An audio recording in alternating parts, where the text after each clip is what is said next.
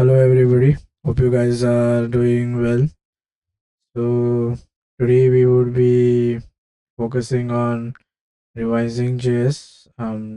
Today our goal will be to revise whatever we have learned, and um yeah, so basically revising JavaScript is our main goal, and we will be dealing with some interview type of questions that are generally asked these days as we go ahead. Okay, so yeah, so basically, first question is how JavaScript works. So um, basically, or like tell me about little bit about what JS is and versus other how JS works.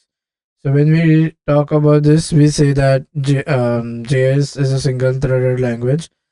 Now, there are two ways in which you can run JS. One is you can run JS in browser, and other is you can run JS out of browser.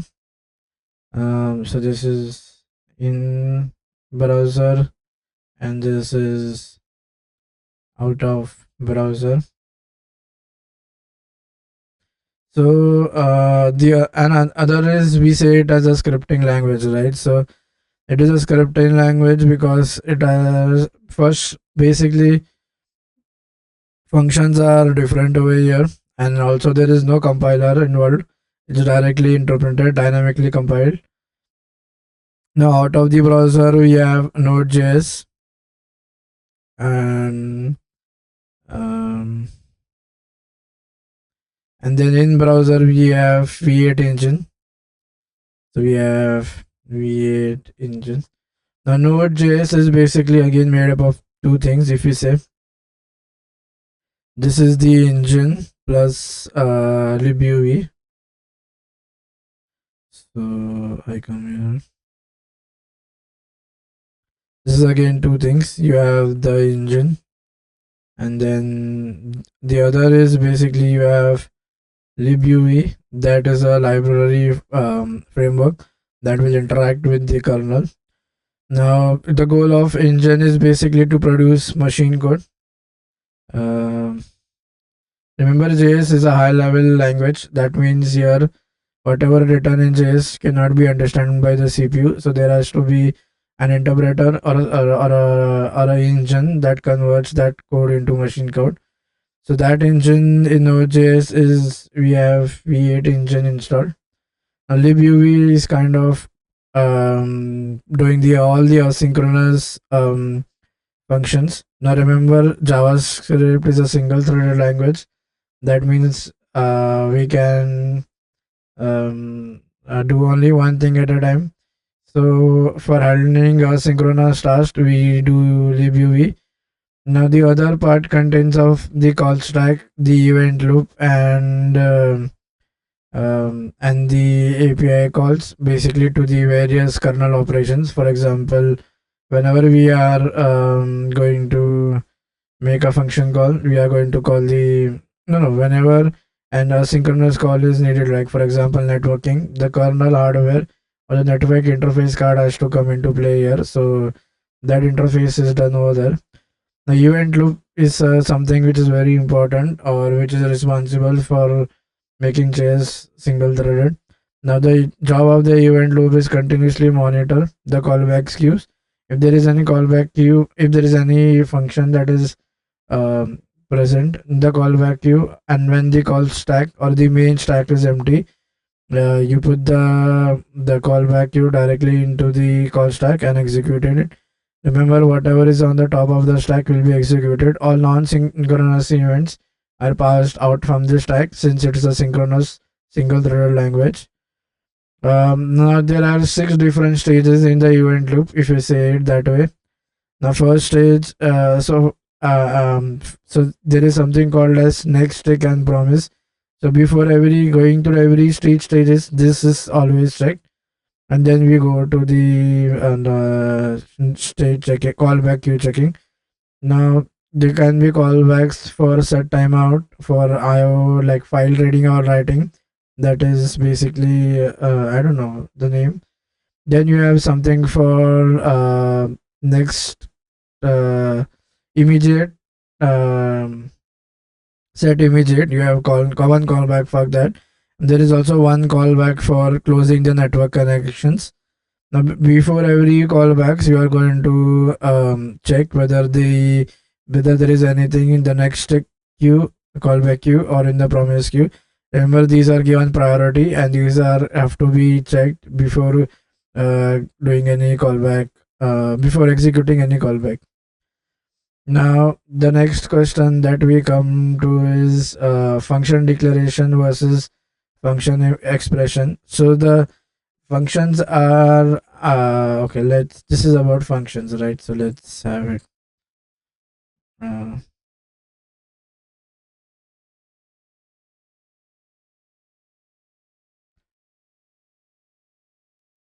so function declaration basically is a method to define a function. Let this be large only. And let's come to. Okay. So now we can say oh, can I change it? Oh yeah. Now let's have this as large and medium. Now function declaration is when you declare a function. Remember, functions are first class citizens here, so they can be treated as objects and they can be passed around.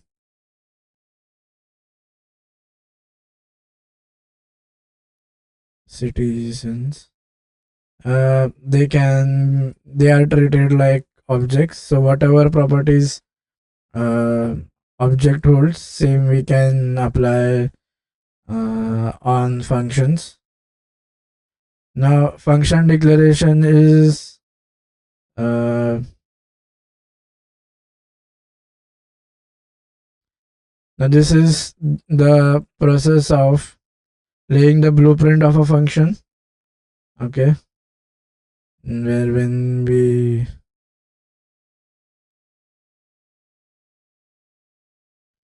blueprint. Now remember, functions are also objects. Like, so just like objects, we can assign them to variables. When we assign them to variables, they are called as functions expressions. Um,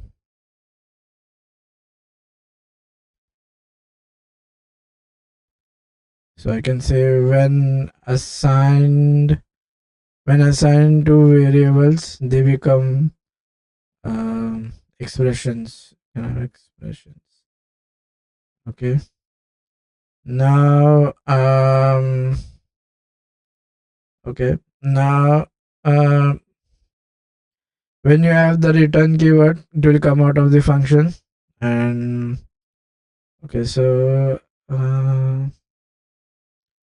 three different types of so broadly categorizing, you can have three. One is basically normal functions.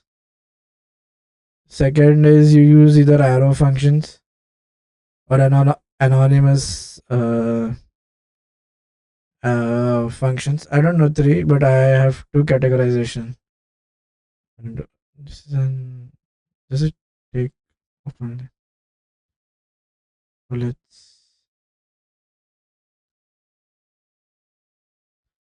okay, yeah. So that is arrow functions, and then okay, function expression is considered a type. Okay, so one is function expression.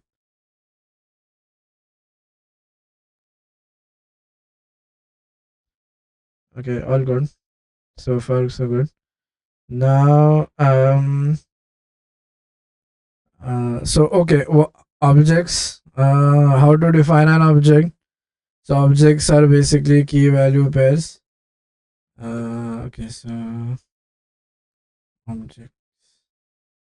Now, how do you define an object? Object is considered to be a key value pair. So let's No, yeah, change the color. These are key value pairs. And how you define is you have this is the key, and then colon you have value.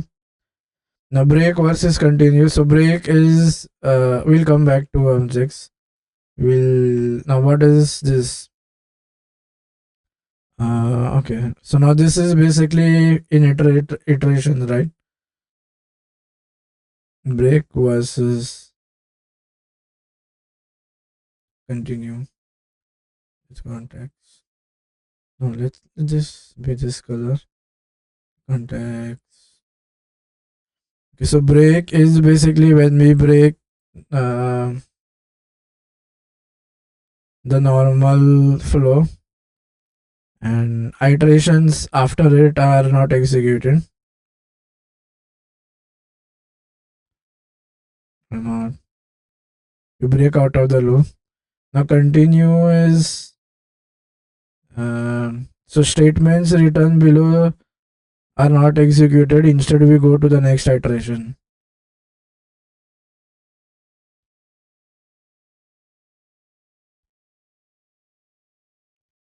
To the next. Okay, perfect. Um. Okay. What? Now you have something called. Okay. Oh, why is that copy?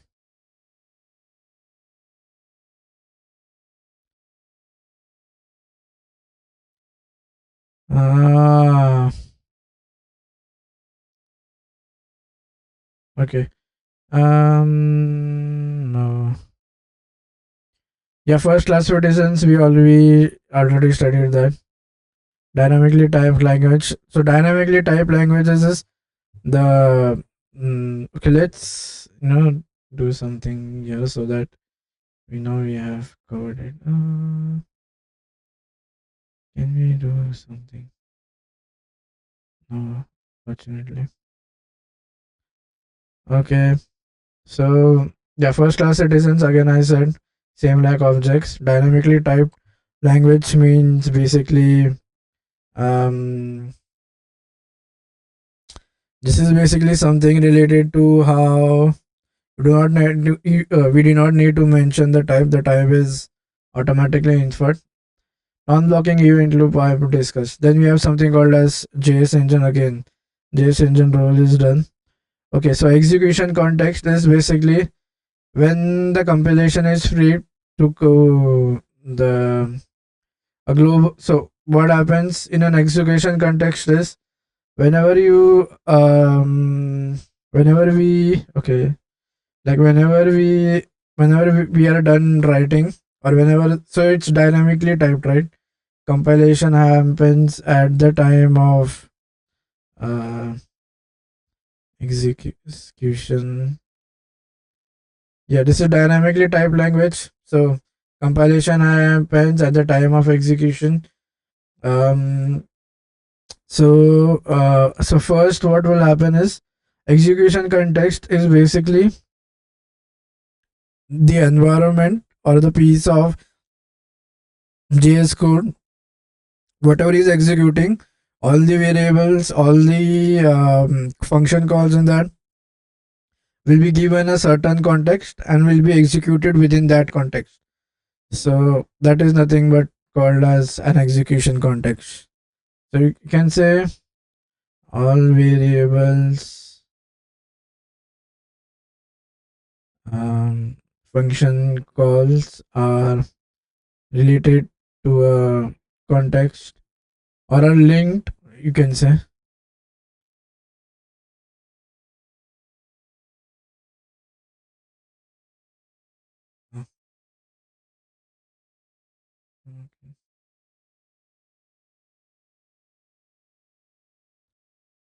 Hello. Yeah, hope I'm audible. Sorry. Okay, let me. Yeah, this is not connected. Perfect. Yeah, so as I said, we were on execution context. So all variables function calls are linked to the context where they are declared.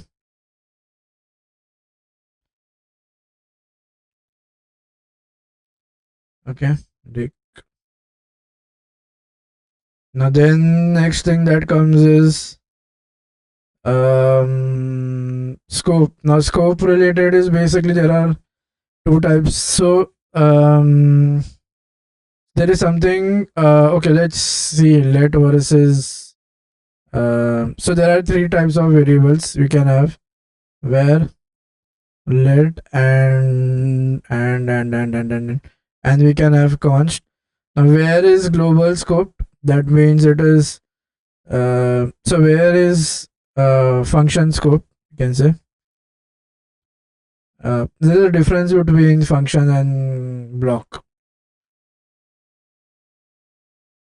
Function scope.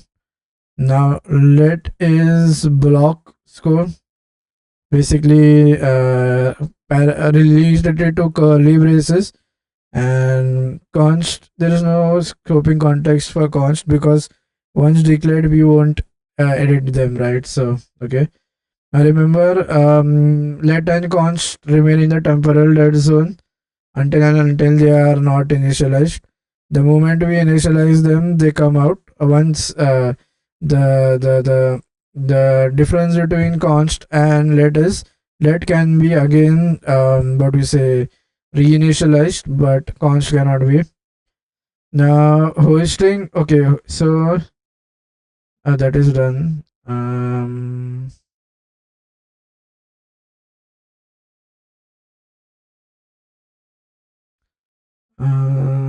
Okay, primitives are basically wrapper. So in we say in JavaScript you can apply functions to strings as well. So the thing is they are primitives, they are not objects, but a wrapper around them is being built, so you can apply various properties like objects. Okay. Now spread and rest operator. Okay. Now this is something very cool. Um, this is like easing out or making writing code easy, so you can spread and rest. So remember, spread is given by three dots. Okay, let this be pink. Oh, pink. Right, pink. Then you come on text, and yeah. So spread is something which is given by um. Oh, what did this do? Yeah. So spread is three dots. You can so and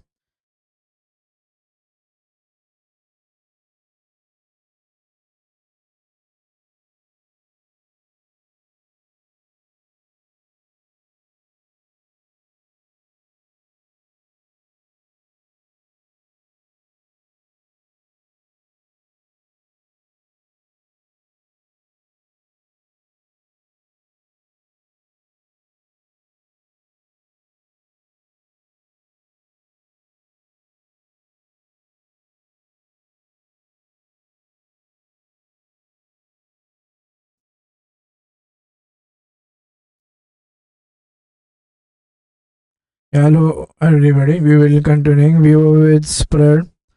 We were with okay. No. Okay, I don't want to exit and minimize this. Close this and yeah. So we were with spread. So you can spread an array into like individual values, and rest is the exactly opposite of spread. So rest is going to pack them back to an array. Oh, what happened to my arrow? Oh yeah. Yeah, so this is something. Yeah, rest is going to pack them back. So you can do pack them back into array given by rest. Spread is by 3 dots. Okay. Then is object destructuring. Okay, so one easy way to handle objects is, or one advantage of using objects is, you can do something called as destructuring. So what I mean is, okay, so let's go and have a text. So this is an object. So this is having key 1, this is value, this is key 2 and value. Now what if we want to assign value, this is let this be value 1 and let this be value 2. So what if we want to assign this value to a new variable? We want to assign value to a new variable. Okay, and you want to assign the value 1 to a new variable.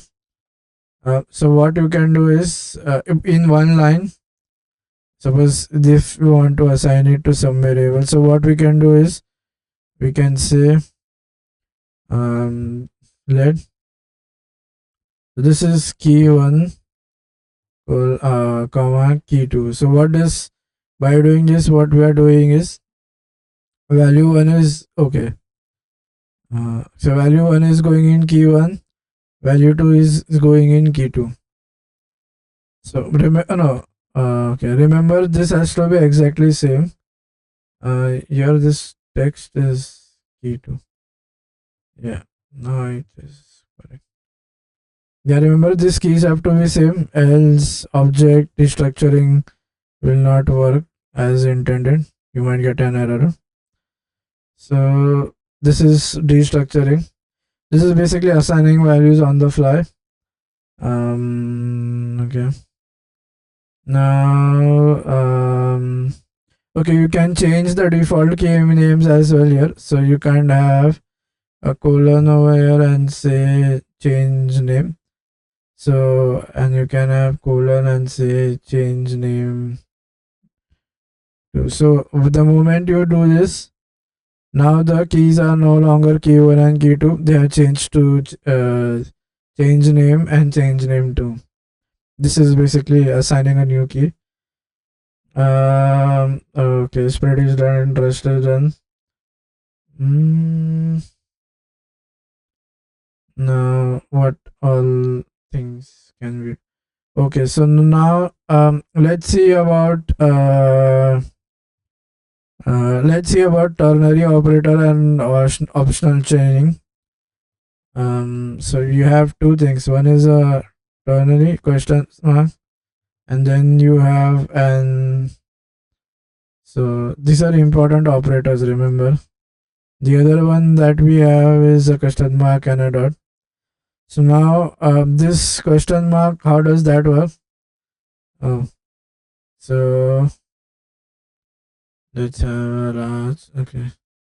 So this is if true and if false. So that way, so you will have, so based on a condition here, whatever you will evaluate to, so if it's true, you're going to come here, and if false, you're going to come here. Now optional chaining, remember this can be used only on objects.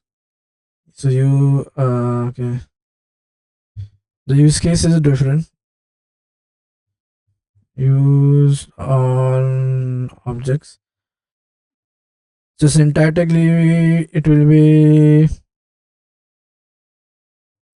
this is okay. So now if this is not null or not undefined, so if this side is not null or not, then this will act like a, okay, this acts like a, oh, what did let's reduce the thickness if it's possible. Yeah, this acts as like a bridge, and then whatever is written here will get applied, will be changed. For example, I have some function or some of some kind, some function, so it will be undefined. Yeah, so if this is null or not null or undefined, it will be func. Else it will be if it's null, or if it's null, or it is not, or it is undefined, answer always will be null. So other case is null, you can write other case is null. This is optional chaining. You can change method as well because they are objects, just like objects. So okay, now there is some. Okay, we have an array, right? So even an array is an object. Array is an object. So there are certain methods associated with array. You can have. Let this be blue. Let's have an arrow. Oh. There are three methods which are associated. One is push, pop. Okay. Okay, so there is shift. Okay. There is one more, right? So pushing into an array is adding items to the end.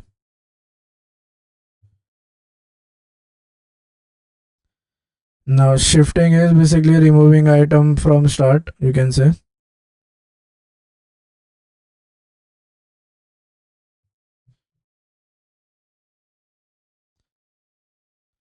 And add items at the beginning is basically by unshift. What we do is when we push the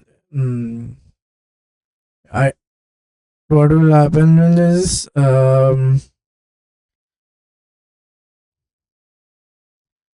it will get pushed, right? For example, whatever is 0 will go to 1. So when we do unshift, it will add items at start or beginning of an array, but that index will not change, I guess. That is how it is. Let's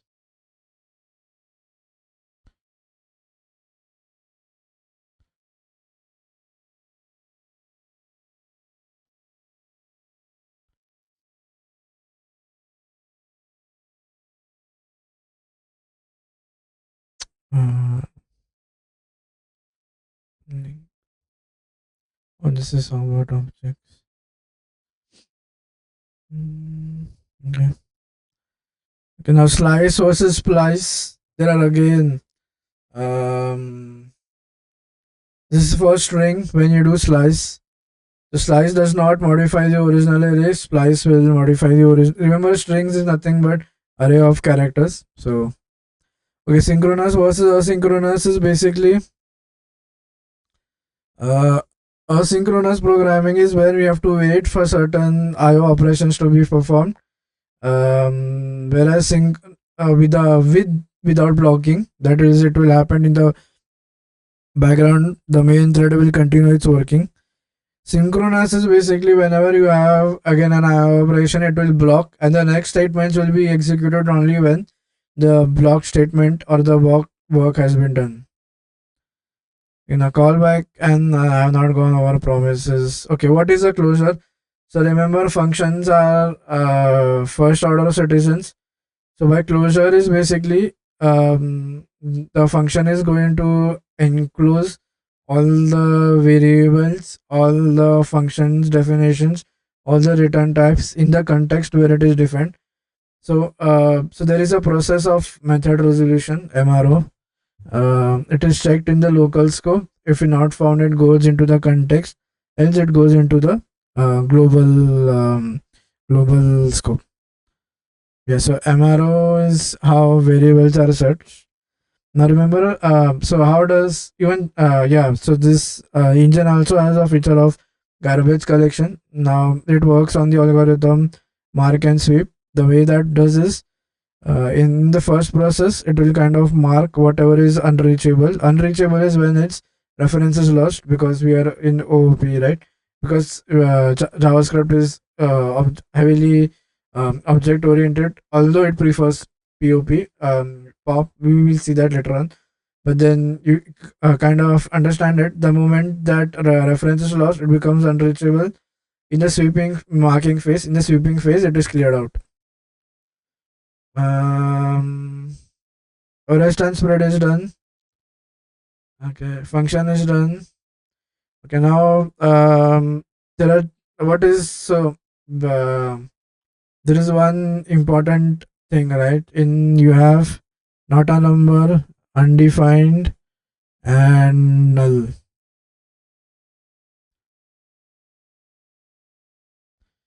So null is basically absence of a value is null. Okay.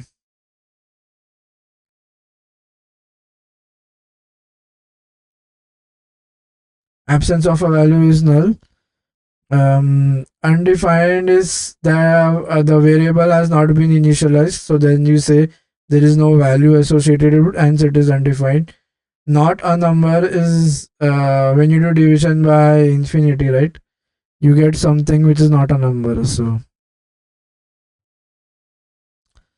okay, session storage, we are not interested in that.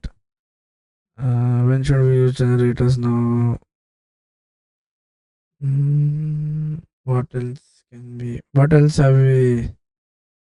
No, no, no, no, no. Callback, I haven't asked. So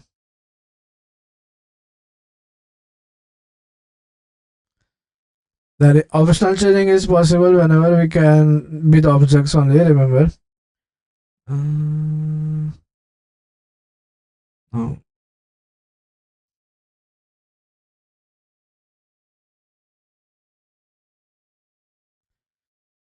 So remember, string is an array, right? So rest and spread will work.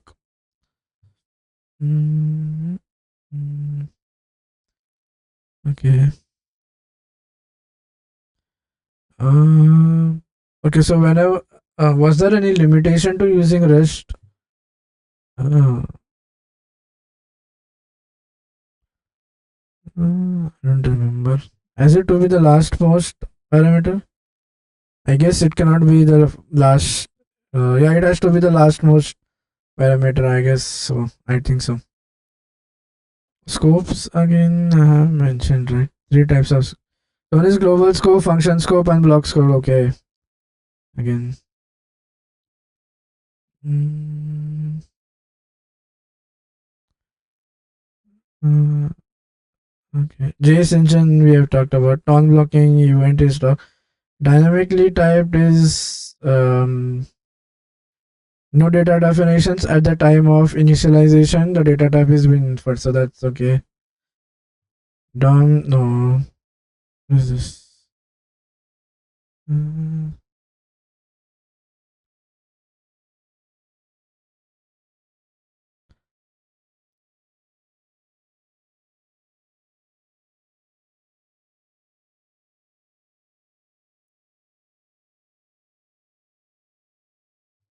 uh, what else?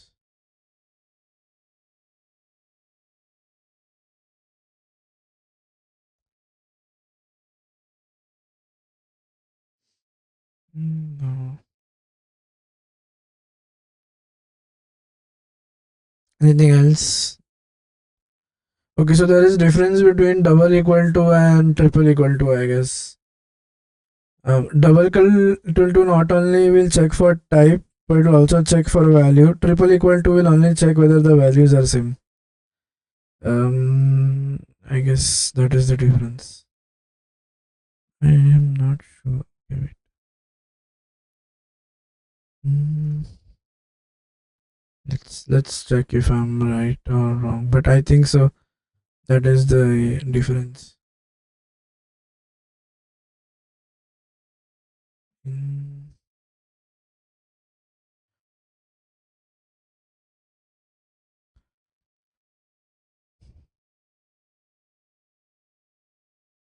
Okay, yeah. So double equal to and triple equal to, you can, so double equal to is Lewis equality. That means type coercion can happen here, whereas triple equal to is strict equality. That means no type coercion. It checks for both. Oh, I said it the other way around. Remember, triple equal to will check for other way around. Uh, there is no implicit type conversion in triple equal to. Double equal to will perform type conversions or type coercion. I remember JavaScript has this inbuilt behavior of doing type coercion a lot.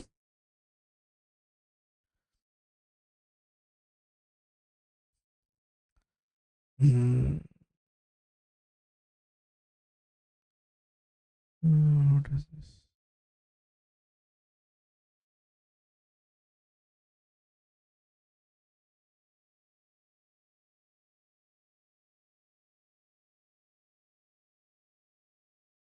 Okay. Uh, Hoisting is, so certain variables are can be used even before they are initialized, or they are that is hoisting. So hosting makes some types of variables accessible or usable even the code even before they are actually declared. Such variables are lifted to the top of the scope. For example, var there is hosting, or in let and const there is no hosting until not initialized. We are uh, it remains in the temporal dead zone. Okay, is there any else? No, what is this?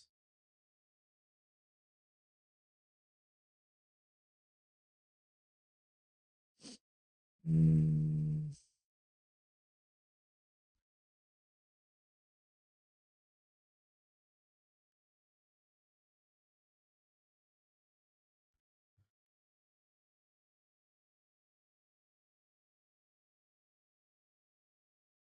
Okay, now there is one more subtle difference between arrow functions and um, regular functions. Remember, regular functions have this scope. They are basically relating to the environment in where they are in the function is like being getting executed.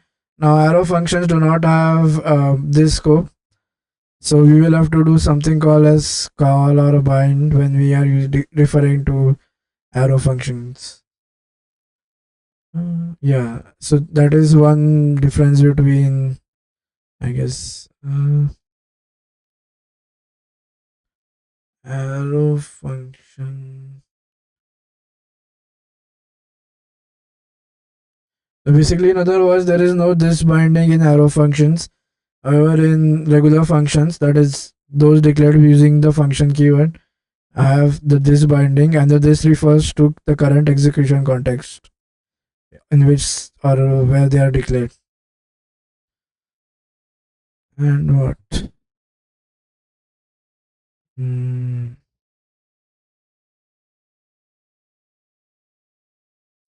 Do we have anything else? Event loop is taken care. Hmm.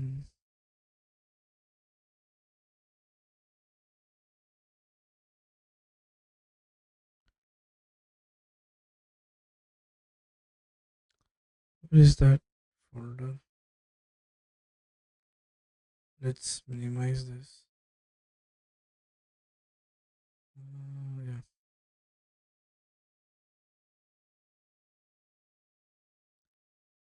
Did I move the folder? Yeah.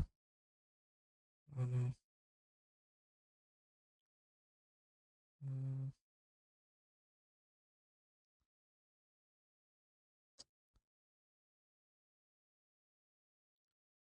let's.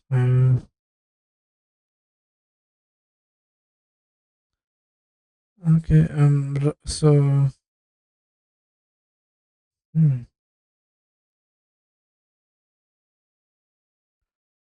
Um.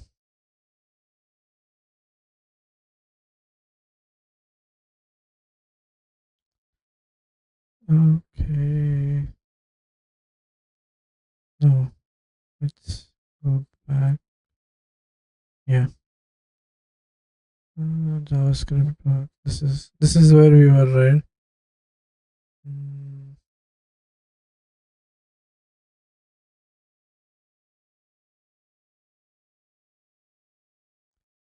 Oh yeah. So how there are ways to, okay.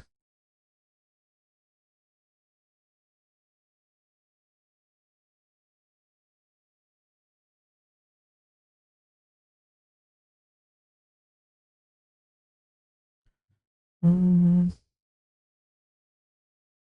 we have basically done all the questions right now from this. The next is, let's check. So closures is done. Um, yeah, this binding is there in objects. And okay, call bind is not done.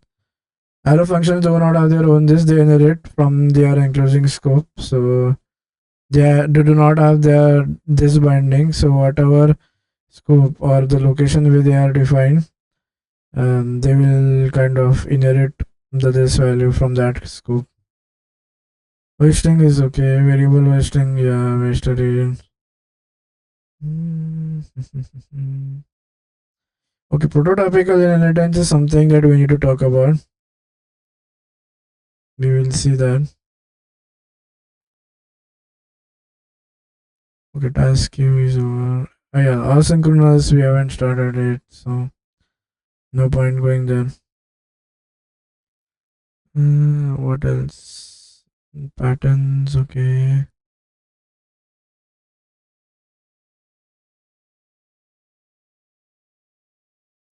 The problem with JS is, remember that garbage collection will happen only when there is when the reference is string below. So if you do not, if the reference is not lost, then that memory will not be lost, because that is how the JS garbage collector works, right? So that is a very big drawback. That will eventually lead to memory leaks because larger data, because they are not needed but still referenced but still are being present. So for example, in closures, or if you have a circular reference, that will do a memory leak because the reference is being still held, right? Circular means it is referring its own copy in a circular loop, like just like the event loop, which kinds of run in a circular loop.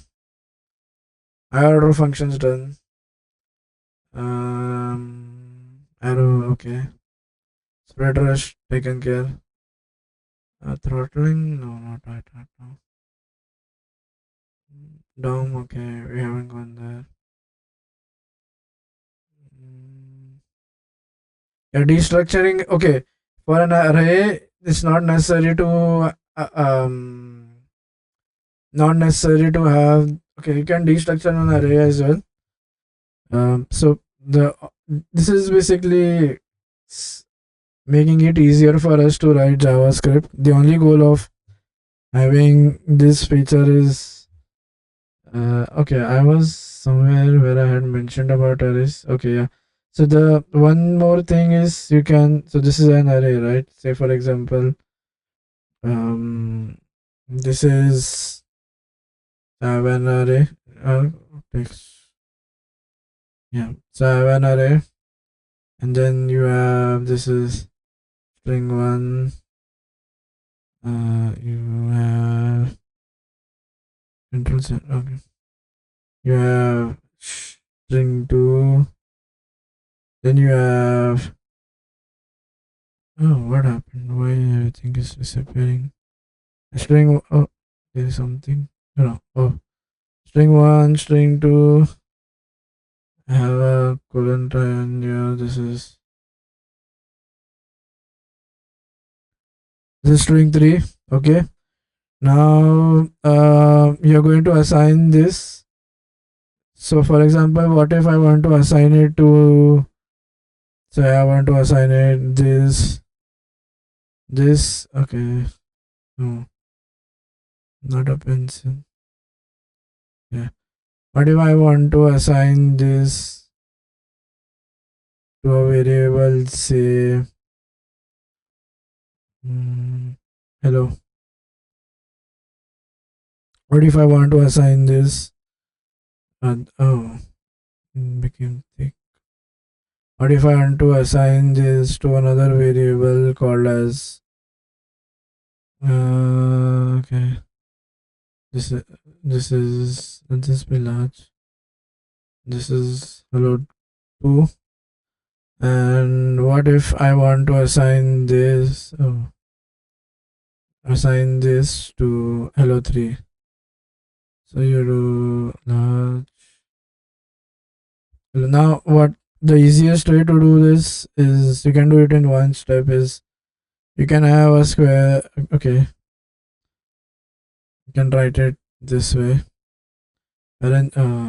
Square brackets, not parentheses. Wrong terminology. Square brackets. Then you can say hello. Then you can say hello 2 and hello 3. Remembering this is possible because these are objects, right? So what is going to happen? This is going to go here. This is going to go here, and this is going to go here. Yeah. This can be anything, let, const, where, whatever, however you want. You can skip items, like you can put comma as well. So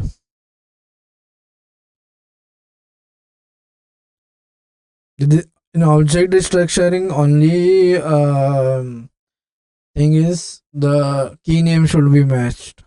You can miss the keys as well, but remember, whatever keys you're using, those has to match. Those have to match.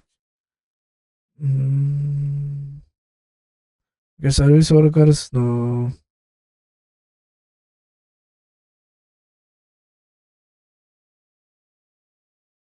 Oh, this is WebSockets. We haven't gone there yet, so cookies also no.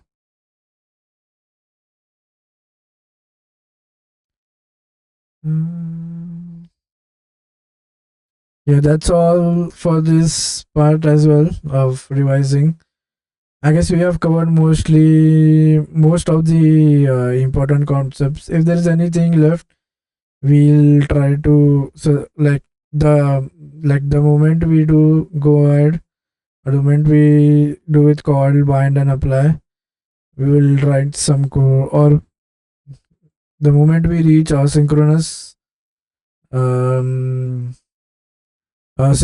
coding, or we go a little bit ahead, we'll try to understand more, we'll try to revise more things. Okay, so yeah, that's all for this lecture. See you guys in the next one.